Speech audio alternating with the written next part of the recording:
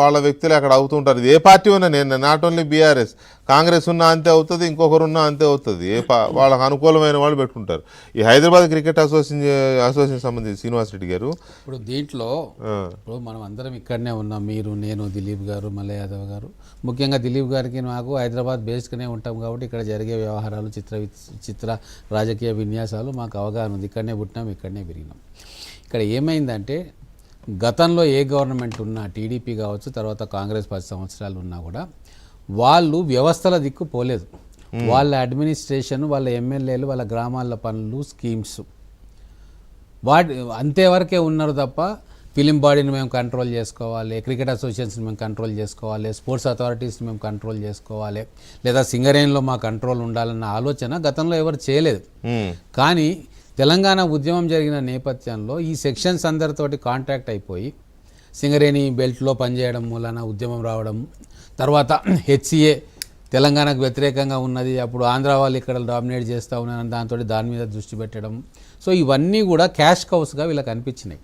అంటే ఇక్కడ విపరీతమైన డబ్బు ఉంది, దీన్ని కూడా మనం కంట్రోల్ చేసుకోవాలి, రాజ్యం నాకు వచ్చేసింది, రాష్ట్రం మాకు ఉండాలి, మొత్తం మన గ్రిప్లో ఉండాలి, సినిమా ఇండస్ట్రీ మన గ్రిప్లో ఉండాలి, స్పోర్ట్స్ అథారిటీస్ మన గ్రిప్లో ఉండాలి అన్న ఆలోచన కల్వకుంట్ల కుటుంబానికి వచ్చింది. దాంట్లో ఏం అనుమానం లేదు. ఎందుకు అంటే గతంలో ఎవ్వరు కూడా చేయలేదు. అయితే దీంట్లో ఏమవుతుందంటే వచ్చిన పేరు ఏదైతే కవిత గారి పేరు వచ్చిందో, హరీష్ రావు గారికి ఇరిగేషన్ మినిస్ట్రీ వచ్చింది, కేటీఆర్ గారికి ఒక మినిస్ట్రీ వచ్చింది. ఏ మినిస్ట్రీ లేనిది ఎవరికి? కవితమ్మకు. కాబట్టి సింగరేణి బొగ్గు గన్లు నువ్వు తీసుకోవమ్మా, ఇది నువ్వు తీసుకోవమ్మా అని చెప్పి పంపకాలు జరిగి ఉంటాయి. ఆ పంపకాల భాగంగా కవిత గారు హెచ్సిఏ ప్రెసిడెంట్ అవ్వాలని ట్రై చేసింది ఆమె. అందుకే తెలంగాణ క్రికెట్ అసోసియేషన్ అని ఒకరు ఫామ్ చేశారు. కాకపోతే అదే టైంలో ఈ లిక్కర్ స్కామ్లు ఆరోపణలు రావడంతో చాలా, అప్పుడు కవిత గారి నేచర్ మాకు తెలుసు కాబట్టి మా ముందే కదా ఆమె రాజకీయ అరంగేట్రం మా కళ్ళ ముందే జరిగింది. మేము కూడా కొన్ని సందర్భాల్లో ఆమె బతుకమ్మ ప్రోగ్రామ్స్ పెడతా అంటే మా జిల్లాలో తీసుకొచ్చి పెట్టినాం. ఎందుకంటే ఉద్యమంలో ఉన్నాం కాబట్టి ఇది కూడా ఉద్యమ భావవ్యాప్తికి అందరూ ఒక చేయాలి, ఎవరైతే ఏముందన్న దాంతో అందరం కూడా సపోర్ట్ చేసినాం. దిలీప్ గారు, మేము అందరం చేసినాం. అయితే ఇక్కడ ఏమవుతుంది అంటే ఎక్కడెక్కడైతే మనకు డబ్బు సంపాదించే స్కోప్ ఉందో, లేదా ఇన్ఫ్లుయెన్స్ మనకు వస్తుందో, లేకుంటే కొన్ని వేల మందిని మనం ఇన్ఫ్లుయెన్స్ చేయగలుగుతాము, పవర్ పెరుగుతుంది, అథారిటీ పెరుగుతుంది, గ్లామర్ పెరుగుతుంది అన్న ప్రతి ఫీల్డ్ను కబ్జా చేసే ప్రయత్నం కల్వకుంట్ల కుటుంబం చేసింది. సరే, ఈరోజు జగన్మోహన్ రావు గారు వాళ్ళ చేతిలో పావు అయిపోయిండు. వారు కూడా పాపం కలిసి పనిచేసినాం టీఆర్ఎస్లో. సానుభూతి ఉంటుంది, తప్పు చేస్తే శిక్ష పడుతుంది కోర్టులో, అంటే ఉన్నమాట చెప్తా ఉన్నా. కానీ తను కూడా ఒక పావు. జగన్మోహన్ రావు గారికి ఎందుకు అనిపిస్తుంది నేను హెచ్సిఏ ప్రెసిడెంట్ కావాలి అని ఎందుకు అనిపిస్తుంది? యువతలు ఎవరో ప్రొవోక్ చేసి నేను ఉన్నా మీ వెనక అని చెప్పి వర్కౌట్ చేస్తే కదా అక్కడ పోయి ఆ సీటు మీద కూర్చుంటారు. హెచ్సిఏ లాంటి ఒక 70-80 సంవత్సరాల చరిత్ర ఉన్న సంస్థకు టక్కున క్రికెట్ ఆడని వ్యక్తి, బ్యాట్ పట్టని వ్యక్తి టక్కున పోయి హెచ్సిఏ ప్రెసిడెంట్ ఎట్లా అవుతారండి?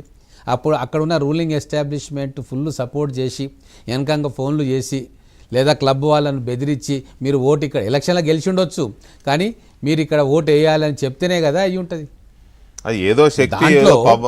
ఈరోజు ఎందుకు పెట్టుకున్నారు పాపం? నాకు అనిపించి ఈరోజు జగన్మోహన్ రావు గారు ఈజ్ వెల్ ఎస్టాబ్లిష్డ్, స్కూల్స్ ఉన్నాయి.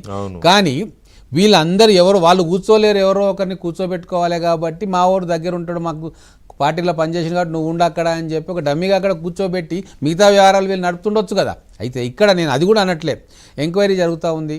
ఈరోజు జగన్మోహన్ రావు గారు కస్టడీలో ఉన్నారు. నేను సూచన ఏం చేస్తున్నానంటే వారికి నిజంగా ఏమైనా జరిగి ఉంటే ఎవరికైనా లావాదేవీలలో లాభం జరిగి చెప్పేమనండి, ఏమేది ఉంది. సపోజ్ XYZ ప్రోద్బలంతో ఇది చేసినాను చెప్పేసేయండి, అది అయిపోతుంది కదా. ఇప్పుడు ఫాల్ట్ అనేది నీకు 50% తగ్గిపోతుంది కదా. లేకుంటే మొత్తం ఈయనే చేసినట్టు, ఎక్కడ లేని అవినీతి ప్లస్ ఈ ఒక్క వ్యక్తే చేసినట్టు ఆయన మీద బురద పెట్టుకోవడం ఎందుకు? ఎవరు వెనక ఉన్నారో, కీలక సూత్రధారులు ఎవరున్నారో, రింగ్ మాస్టర్లు ఎవరున్నారో, ఎవరు ఫోన్లతోటి మొత్తం వర్కౌట్ చేసిన వాళ్ళ పేర్లు చెప్పమనండి, అయిపోతుంది కదా. అదే ఇది కూడా ఫ్యామిలీ వైపే వెళ్తోంది అనేది ఒక నిమిషాన్ని కంట్రిబ్యూట్ చేస్తా. మీరు ఇది ఒకటే